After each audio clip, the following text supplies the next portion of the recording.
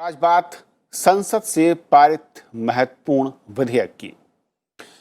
भारतीय चिकित्सा पद्धति के लिए राष्ट्रीय आयोग विधेयक 2020 और होम्योपैथी के लिए राष्ट्रीय आयोग विधेयक 2020 को भारतीय संसद ने पास कर दिया है। इस पर लोकसभा ने अपनी मोहर लगा दी है और ये दोनों विधेयक जो है मौजूदा भारतीय चिकित्सा केंद्रीय परिषद अधिनियम 1970 और होम्योपैथी केंद्रीय परिषद अधिनियम 1973 की जगह लेंगे। राज्यसभा ने इसे पहले ही पास कर दिया था और अब इस पर राष्ट्रपति की मुहर लगेगी और इन दो महत्वपूर्ण विधेयकों का सीधा संबंध आयुष मंत्रालय के साथ और उनके पास होने के बाद देश में भारतीय चिकित्सा पद्धति और होम्योपैथी चिकित्सा शिक्षा में कहा जा रहा है कि क्रांतिकारी बदलाव देखने को मिल सकते हैं। तो समझेंगे कि असल में ये दोनों विधेयक जब कानून बन रहे हैं तो क्या कुछ बदलेगा, इनका दायरा क्या है, क्या इसके तहत प्रावधान है और जो मौजूदा सिस्टम है उसमें कहां पर और किस तरीके से हम भविष्य में बदलाव देख पाएंगे। और ये समझेंगे अपने तीन खास मेहमानों के जरिए। हमारे साथ मौजूद हैं डॉक्टर अनिल खुराना साहब जो कि डीजी हैं central council for research in homeopathy. बहुत बहुत स्वागत सर आपका। हमारे साथ दूसरे खास मेहमान हैं डॉक्टर अब्दुल गफ्फार साहब जो कि फॉर्मर नेशनल सेक्रेटरी हैं IHMA से, आपका भी स्वागत है सर। और चक्षु राय जी हैं PRS से, आपका स्वागत है। शुरुआत में चक्षु जी आपसे करना चाहूंगा कि अगर ये दोनों विधेयकों को देखें, राष्ट्रीय आयोग विधेयक 2020 चाहे वो भारतीय चिकित्सा पद्धति का हो और या फिर होम्योपैथी का, असल में क्या इसमें खास प्रावधान है और किस तरीके से ये जो पिछले 1970 का और 1973 के जो कानून हैं उनकी ये जगह लेंगे? तविंद्र जी, पहले तो मैं इस विधेयक की थोड़ी सी भूमिका बांध दूं कि ये आया कब और इसकी विधायी जो जर्नी रही है वो क्या है। जनवरी 2019 में ये दोनों विधेयक संसद में आए थे और राज्यसभा में आए थे और आपको याद होगा जनवरी 2019 वो समय था जब 16वीं लोकसभा का कार्यकाल खत्म होने वाला था। तो जब ये राज्यसभा में ये दोनों विधेयक आए तो इन्हें राज्यसभा की एक समिति को, जो स्थायी समिति है, प्रोफेसर राम गोपाल वर्मा उसके अध्यक्ष थे, उसके पास भेजा गया ताकि कमेटी इन दोनों विधेयकों का अच्छी तरह से विश्लेषण कर सके। और ये विधेयक उस समय पर आए थे जब संसद में और भी हेल्थ और मेडिसिन से रिलेटेड विधेयक आ रहे थे। तो इंडियन मेडिकल काउंसिल के साथ का एक बिल था, एक डेंटिस्ट्री काउंसिल का बिल था। तो ये सारे बिल साथ में आए थे। कुछ समय बाद जब जनरल इलेक्शन हुए, समितियों का काम तब तक थोड़ा सा रुक गया और जनरल इलेक्शन के बाद कमेटियों ने फिर काम करना शुरू किया और नवंबर 2019 तक इन दोनों बिलों की रिपोर्ट संसदीय समितियों ने रख दी। उसके बाद इस साल राज्यसभा ने मार्च में इन दोनों विधेयकों को स्वीकृति दी और अब लोकसभा ने इन्हें पास कर दिया। अब ये दोनों जो विधेयक हैं ये काम क्या कर रहे हैं? आपने अपने ओपनिंग रिमार्क्स में बताया था कि जो इनका मूल विधेयक था, वो मूल एक्ट था, वो काफी पुराना था, 1970 के दशक का था। तो उसको थोड़ी सी ओवरहॉलिंग की जरूरत थी। तो उस ओवरहॉल के जरिए ये जो दोनों विधेयक हैं ये कुछ 3-4 चीजें कर रहे हैं। एक ये नेशनल बॉडी सेटअप कर रहे हैं और वो नेशनल बॉडी एक कॉम्प्रिहेंसिवली तरीके से ये देखेगी कि ये दोनों फील्ड्स ऑफ मेडिसिन कैसे हमारे देश में सुचारू रूप से चलेंगे। उसके बाद स्टेट बॉडीज को भी सेटअप करने की इस बिल में बात करी गई है और कुछ ऑटोनोमस बोर्ड्स भी सेटअप हो रहे हैं जो कि नेशनल बॉडी को हेल्प करेंगे, इंडियन सिस्टम ऑफ मेडिसिन और होम्योपैथी को लेकर। सो ये ब्रॉडली इसका एक ढांचा है और जब प्रोग्राम आगे चलेगा तो हम इसकी थोड़ी सी बारीकियों में जा सकते हैं कि ये अलग अलग चीजें क्या करेंगी। ओके डॉक्टर अनिल, क्योंकि बहुत महत्वपूर्ण यह है, ये कहा जा रहा है कि जिस तरीके से हमने अब तक देखा है, चाहे वो होम्योपैथी पर मैं फोकस करूं पहले, कि क्या स्ट्रक्चर है और जो ये चिकित्सा पद्धति है इसके दायरे, इसके विस्तार, चाहे वो शिक्षा को लेकर हो या फिर आम जनों के साथ स्वास्थ्य सुविधा को लेकर, उस तरीके से इसका एक्सपेंशन नहीं हो पाया जितनी जरूरत या फिर जो पोटेंशियल यहाँ पर दिखता है। और कहा ही जा रहा है कि इन विधेयक के कानून बनने के बाद ये रास्ता आसान हो जाएगा। कैसे आप देखते हैं इसे? हाँ, इस कमीशन का जो मुख्य उद्देश्य जो इस बिल को लाने का था वो यह था कि ये जो होम्योपैथिक चिकित्सा पद्धति है इसमें गुणात्मक सुधार हो पाए और वो जो क्वालिटी एजुकेशन इम्पार्ट करने वाली बात है उसके अंदर स्ट्रक्चरल चेंजेस लाने की बात इसमें कही गई है। इसलिए कमीशन पे एक बहुत बड़ी कमेटी है जिसके नीचे एक एडवाइजरी काउंसिल ऑफ होम्योपैथी का गठन किया जाएगा। उस एडवाइजरी काउंसिल ऑफ होम्योपैथी के नीचे 3 बोर्ड होंगे जो ऑटोनोमस बोर्ड होंगे जो रजिस्ट्रेशन, एजुकेशन और प्रैक्टिस को रेगुलेट करेंगे। इसके अलावा कुछ जो इंस्टीट्यूशंस की रेटिंग का भी प्रावधान इसके अंदर किया गया है, जहां पर इंस्पेक्शन के माध्यम से इंस्टीट्यूशंस की रेटिंग की जाएगी कि वो इंस्टीट्यूशंस किस स्टैंडर्ड का है, किस स्तर का है, ताकि स्टूडेंट्स की चॉइस उसको उसके अंदर से बनाई जाए। फिर जो सुधार का जो मुख्य मुद्दा इसके अंदर है वो एक नीट का भी है। इसके अंदर नेशनल एंट्रेंस जो टेस्ट होगा इसका, जिसके माध्यम से एक होम्योपैथी के अंदर कोई जो प्रोफेशनल अपना चॉइस लाना चाहते हैं एज ए कैरियर, वो इस नीट के अंदर डायरेक्टली आ पाएंगे होम्योपैथी का कैरियर अपनाने के लिए। अभी तक नीट कॉमन है, इसके अंदर कमीशन अपना नीट का प्रावधान लाने का इसके अंदर एक वो भी इसके अंदर मकसद है। तीसरा जो इसके अंदर जो मुख्य है वो है नेशनल एग्जिट टेस्ट, जिसकी वजह से क्वालिटी एजुकेशन के ऊपर काफ़ी अंतर आने वाला है। पूरे भारत में सभी कॉलेजेस का एक नेशनल एग्जिट टेस्ट होगा। तो स्टूडेंट जो कॉलेजेस के अंदर अगर एजुकेशन क्वालिटी पुअर है या कुछ है तो उसका इफेक्ट जो होगा वो धीरे धीरे नज़र आना शुरू हो जाएगा और स्टूडेंट्स जो होंगे वो उनको लगेगा कि अगर मुझे प्रैक्टिस करनी है, क्योंकि उनका रजिस्ट्रेशन को तभी मिलेगा जब वो नेशनल एग्जिट टेस्ट को पास कर पाएंगे। तो इस प्रकार के ये प्रावधान जो इस बिल के अंदर हैं उसकी वजह से जो आज एजुकेशन का स्तर है उससे ये बहुत बेहतर हो जाने वाला है। और एजुकेशन के जो कुछ MSR जो मिनिमम स्टैंडर्ड्स रिक्वायरमेंट होती हैं इंस्टीट्यूशन को चलाने की, उसका भी रिव्यू इस बोर्ड के माध्यम से होगा जो अपने अपने लेवल पर इसको कर पाएंगे।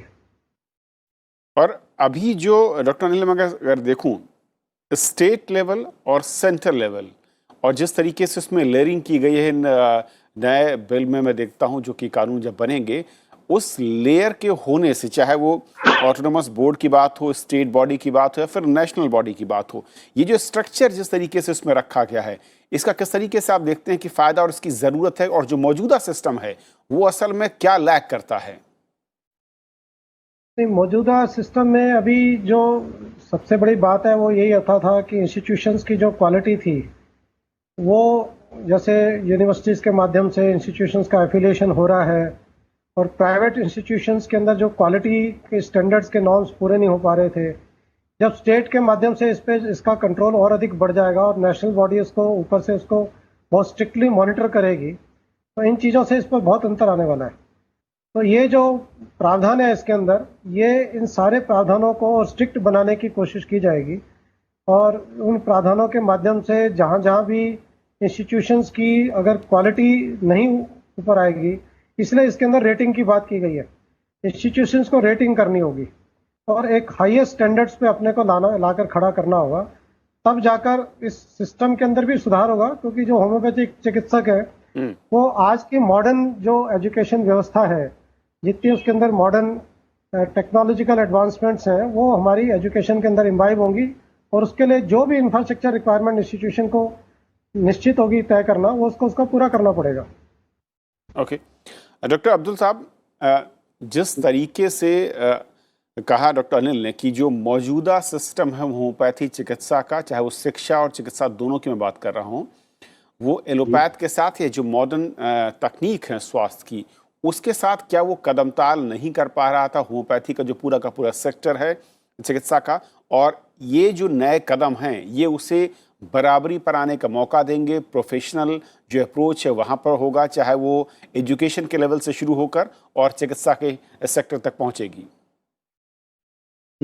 सबसे पहले मैं ICMA के साथ हार्दिक शुभकामनाएं ये सरकार को ऐसे एक बिल लाने के लिए, क्योंकि कई साल से हम ये मांग रहा था ऐसे एक बिल लाने के लिए। आपको एक बात समझाना पड़ेगा, क्या है, समझना पड़ेगा कि एजुकेशन, शिक्षा और प्रैक्टिस और रिसर्च, ये तीनों है एक सिस्टम का, मेडिकल सिस्टम का 3 पिलर्स है। होम्योपैथी को क्या कमजोरी था, शॉर्टकमिंग था, वही है एजुकेशन में हम बराबर था, रिसर्च में बहुत पीछे था। प्रैक्टिस जो है, जो डॉक्टर बाहर आता है वो अपने आप को लिए कैसे संभाल कर प्रैक्टिस करते जाएगा। फिर भी ये शिक्षक के बारे में थोड़ा और मजबूती करना था। ये बिल से क्या होगा, पहले क्वालिटी ऑफ एजुकेशन, यानी जो रेटिंग के साथ कॉलेज का सिस्टम और कॉलेज का फैसिलिटीज बढ़ेगा, उसके साथ क्वालिटी ऑफ एजुकेशन बढ़ेगा। उसमें क्या होगा कि अच्छी और अच्छा डॉक्टर्स पैदा होगा, उसमें ये सिस्टम का पूरा फायदा होगा। दूसरा क्या है कि रिसर्च के लिए भी एक सेपरेट बॉडी बनाया गया है ये बिल में, तो ये रिसर्च के लिए काफी फायदा होगा। मगर हमारे नजर से एक कमजोरी ये बिल का क्या है कि ये पूरे बोर्ड 3 मेंबर्स, ऐसा छोटा छोटा बोर्डिया है, उसको थोड़ा और बढ़ाना है। और पूरा बिल को ये 12 पार्ट टाइम मेंबर्स है, उसमें सिर्फ 4 मेंबर्स चुनौती से आता है, चुना करके आता है, बाकी सब नॉमिनेट करके आता है। उसको भी ये हमारा भी एक आवश्यकता, पहले ड्राफ्ट बिल में आपको देखा तो आपको नजर आएगा पूरा मेंबर्स नॉमिनेट करके आया था। हमारे एक आवश्यकता IHA में था, ये चुनाव के साथ आना पड़ेगा।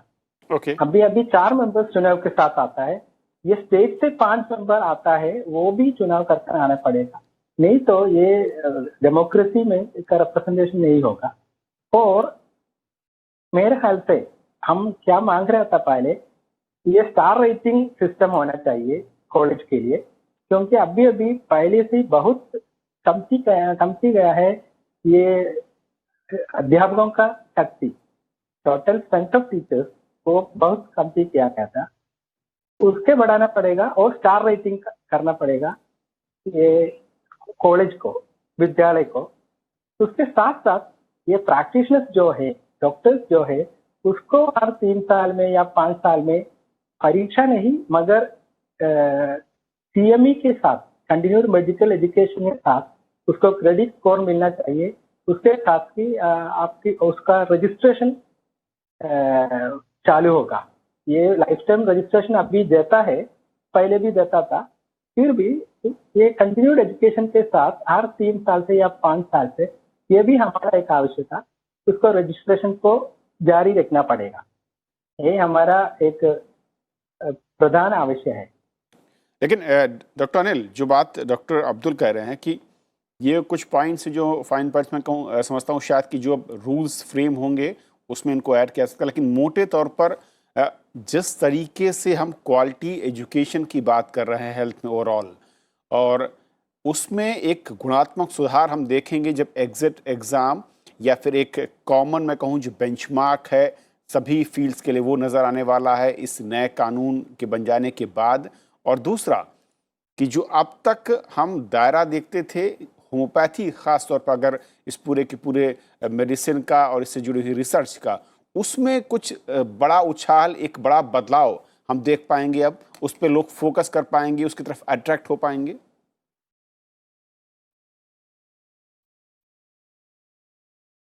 निश्चित रूप से इस पर्टिकुलर पॉइंट पे जो आपने कहा कि रिसर्च की जो बात है, रिसर्च का डेफिनेटली पोस्ट ग्रेजुएशन के साथ डायरेक्टली लिंक है, और वहाँ पर quality of research by PG student ये बहुत इम्पॉर्टेंट है और बहुत महत्वपूर्ण है, क्योंकि रिसर्च का जो सारा मैंडेट है वो एजुकेशन से शुरू होता है और उसका जो बेस है वो PG एजुकेशन पर जाकर बनता है।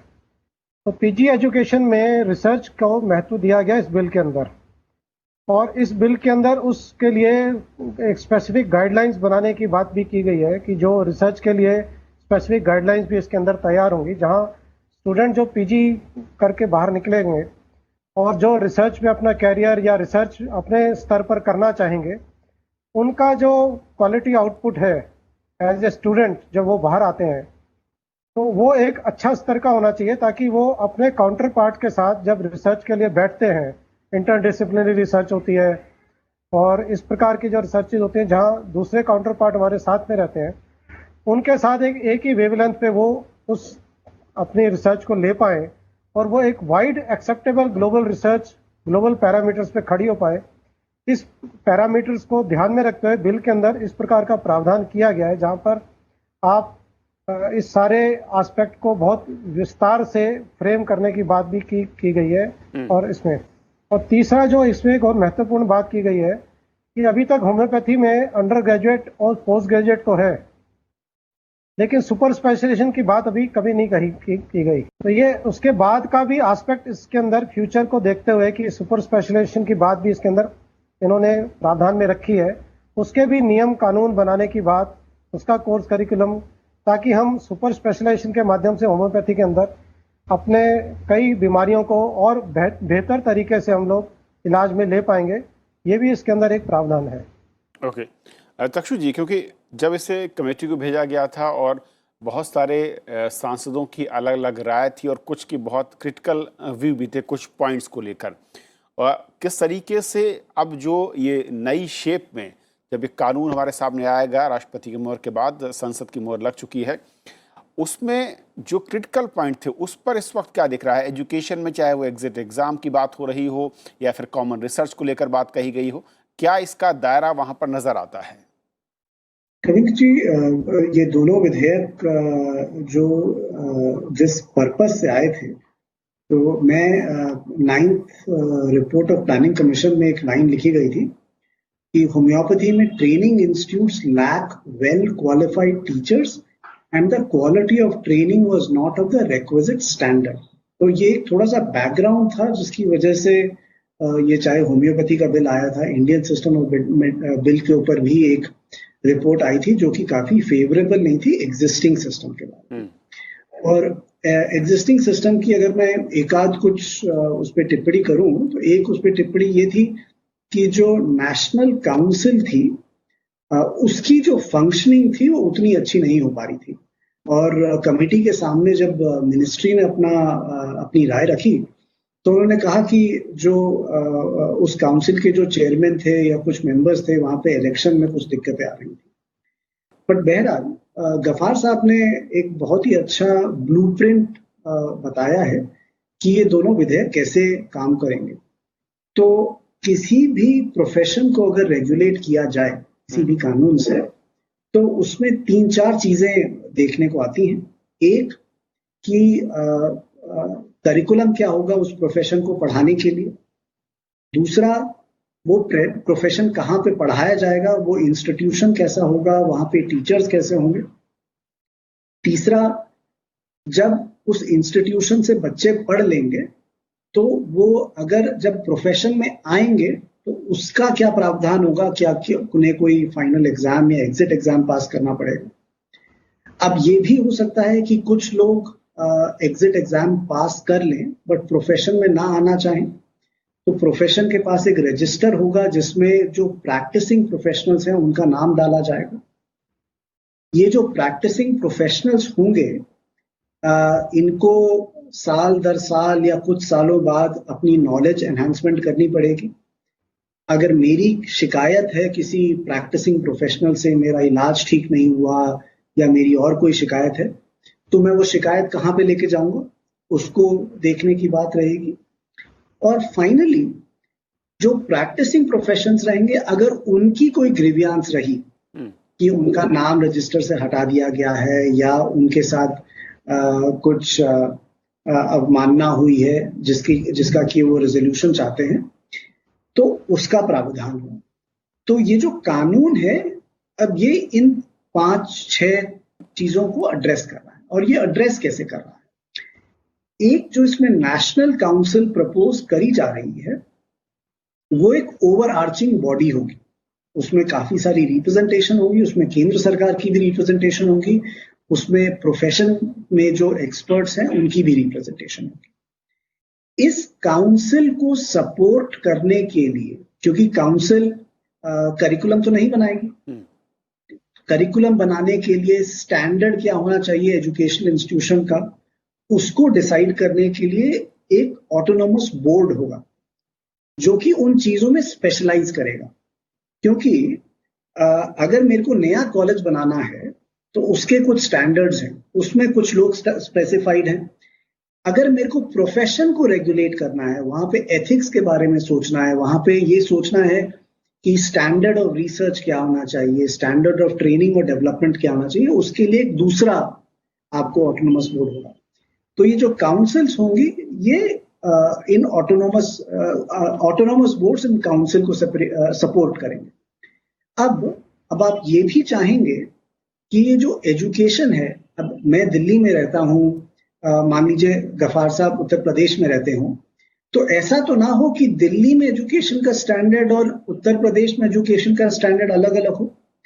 तो स्टैंडर्ड पूरा हर तरफ बराबर होना चाहिए। तो स्टैंडर्ड को मेंटेन करने के लिए भी आपको कुछ ये चाहिए होगा कि एजुकेशन का स्टैंडर्ड, पढ़ाने का स्टैंडर्ड हर जगह एक दायरे का हो या एक लेवल का हो, तो लोग जाके उसको एग्जामिन करें, देखें कि भाई ठीक से पढ़ाया जा रहा है कि नहीं जा रहा जी। अब अगर कविंद्र जी मान लीजिए आप एक कॉलेज की आपने स्थापना करी है और मैंने एक कॉलेज की स्थापना करी है और हम दोनों ही अच्छा काम कर रहे हैं, तो कोई इसको आके एक कंपैरिजन करेगा, आंकेगा कि कविंद्र जी के कॉलेज में कैसी पढ़ाई हो रही है और मेरे कॉलेज में कैसी पढ़ाई हो रही है। तो एक रेटिंग सिस्टम होगा ताकि जब बच्चे किसी कॉलेज में एडमिशन लेना चाहें तो वो ये देख सके पारदर्शिता से कि कौन से कॉलेज में, और ये जो मापदंड होगा कि कौन सा कॉलेज अच्छा है, कौन सा कॉलेज अच्छा नहीं, उसके काफी सारे पैरामीटर्स होंगे।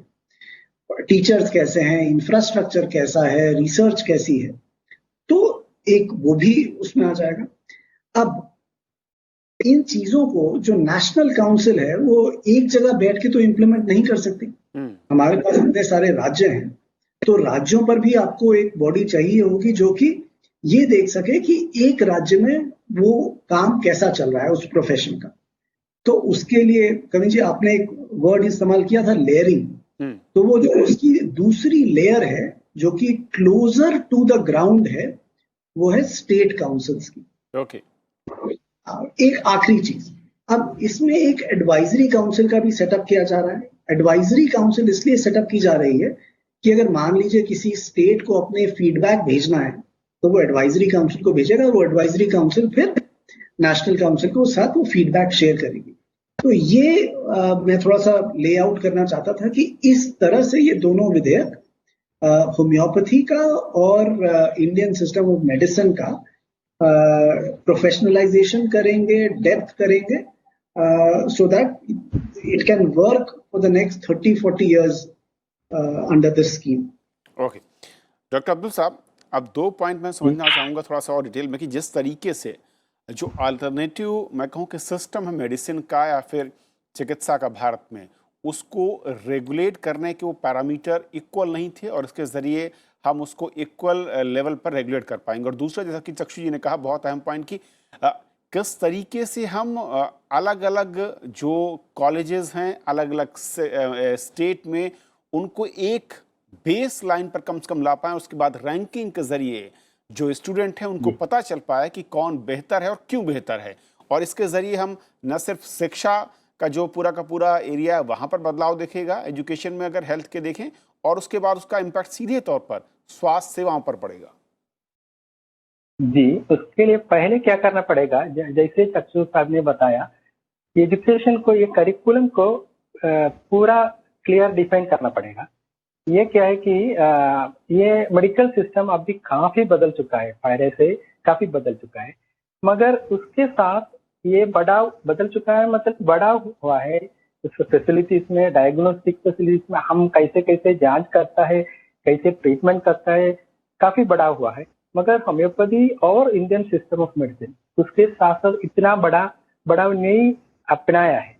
इसलिए पहले हमें क्या करना पड़ेगा, हम करिकुलम में ये काफी ये मॉडर्न डायग्नोस्टिक्स, मॉडर्न सिस्टम, ये आधुनिक जो टेक्नोलॉजी है, तकनीकी है, आधुनिक जो विद्या है उसका मिलाना पड़ेगा।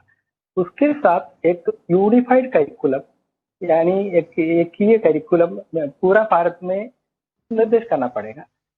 उसके साथ साथ जो हम मांग रहा था एक स्टार रेटेड सिस्टम, वो सिस्टम होगा।